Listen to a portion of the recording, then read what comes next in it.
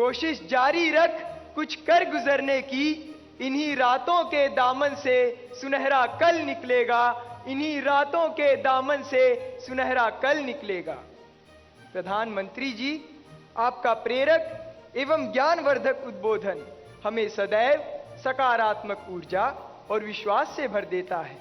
आपके आशीर्वाद एवं अनुमति से हम इस कार्यक्रम का शुभारंभ करना चाहते हैं। धन्यवाद मान्यवर। प्रधानमंत्री जी, रक्षा, स्वास्थ्य और पर्यटन के क्षेत्र में भारत के सहयोगी अरब देश ओमान स्थित इंडियन स्कूल धारसेट की छात्रा डानिया शबू हमसे ऑनलाइन जुड़ रही है और आपसे एक प्रश्न पूछना चाहती है। डानिया, कृपया अपना प्रश्न पूछिए। Respected Prime Minister, I am Dania Shabu Varghese of Class 10 from Indian School Darsit, Oman. My question is, how do cultural and societal expectations contribute to the pressure students feel during examinations, and how can these external influences be addressed? Thank you. धन्यवाद Dania.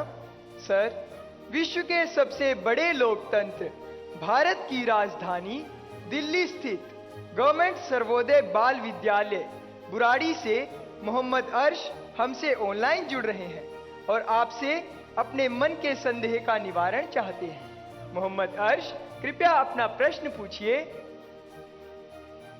माननीय प्रधानमंत्री जी, नमस्कार। मेरा नाम अर्श है। मैं जीएसबीवी Burari 12th H का छात्र हूँ।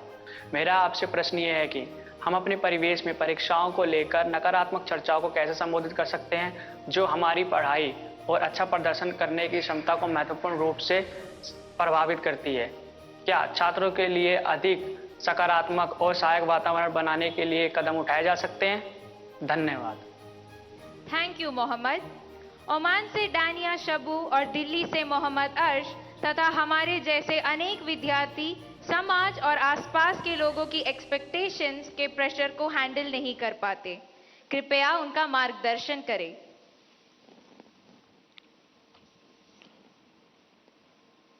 शायद मुझे बताया गया कि ये परीक्षा पे चर्चा का 7वां एपिसोड है और जितना मुझे याद है, मैंने देखा है कि ये प्रश्न हर बार आया है और अलग अलग तरीके से आया है। इसका मतलब ये है कि 7 साल में 7 अलग अलग बैचेज इस परिस्थितियों से गुजरी है और हर नई बैच को भी इन्हीं समस्याओं का सामना करना पड़ रहा है। अब विद्यार्थियों की बैच तो बदलती है, लेकिन टीचर की बैच इतनी जल्दी बदलती नहीं है।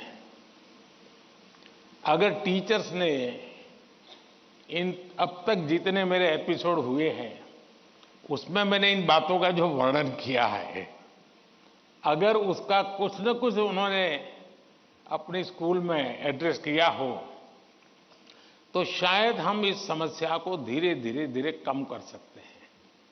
उसी प्रकार से हर परिवार में ज्यादातर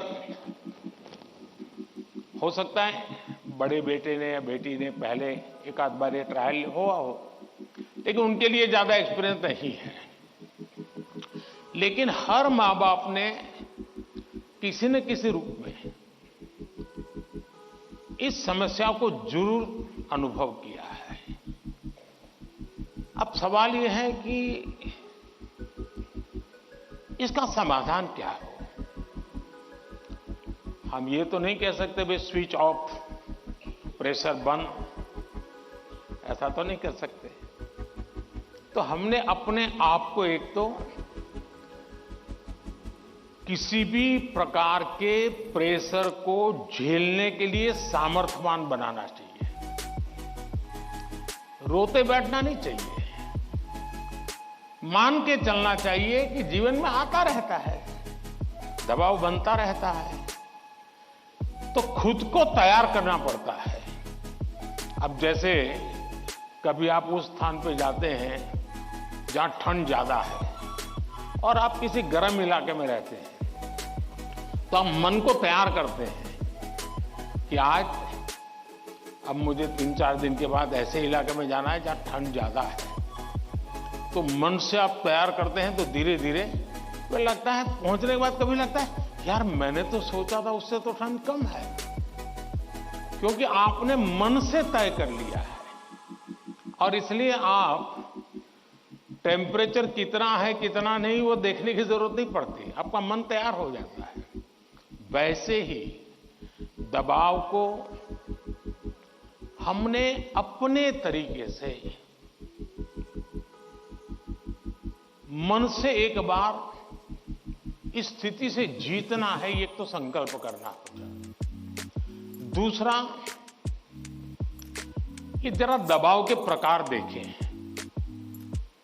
एक तो दबाव होता है खुद ने ही जो अपने लिए तय करके रखा है कि सुबह 4 बजे उठना ही उठना है, रात को 11 बजे तक पढ़ना ही पढ़ना है, आपने तो इतने आंसर सॉल्व करके ही जीतना है, और बड़ा दबाव खुद ही अनुभव करते हैं। मैं समझता हूं हमने उतना स्ट्रेच नहीं करना चाहिए कि जिसके कारण हमारी एबिलिटी ही टूट जाए। हमने स्लोली इंक्रीमेंट करना चाहिए। चलिए भाई, कल मैंने 7 क्वेश्चन सॉल्व किए थे रात को, आज 8 करूंगा। फिर मुझे, वरना मैं 15 तय करूं और 7 ही कर पाऊं तो सुबह उठता है यार देखो कल तो कर नहीं पाए, आज करूंगा। तो एक खुद भी दबाव के प्रेशर पैदा करते हैं। हमने